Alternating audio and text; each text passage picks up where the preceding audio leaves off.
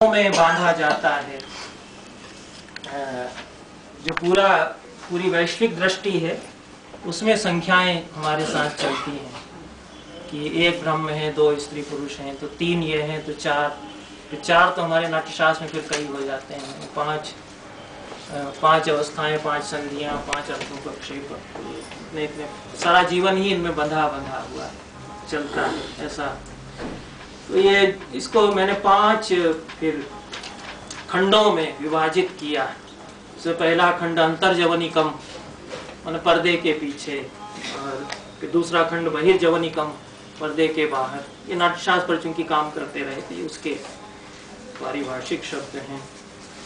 और लहरी लीलायितम, लहरी काव्य मैंने लिखे, और जैसा हमारे अग्रज रमाकांत शुक्ल जी ने कहा कि पुरानी विधा है, उसमें जैसे अंग्रेजी में कहा उसका उल्टा करके कह सकते हैं कि पुराने पात्र में नई मदिरा। तो विधा पुरानी है, उसमें कंटेंट हमने नया या स्वरूप उसको नया दिया लहरी काव्य को।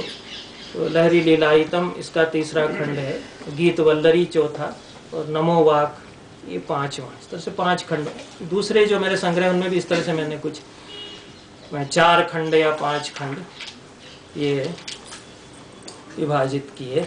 और कुछ मुझे यह भी लगता रहा कि जो पारंपरिक संसार है संस्कृत रचना का, उसमें मैं थोड़ा बाहर हूँ, तो कुछ उसके प्रति प्रतिक्रिया देने की दृष्टि से या पंडितों को चिढ़ाने की दृष्टि से भी मैंने कुछ इस तरह की कविताएं लिखी जो कि अटपटी हो सकती हैं।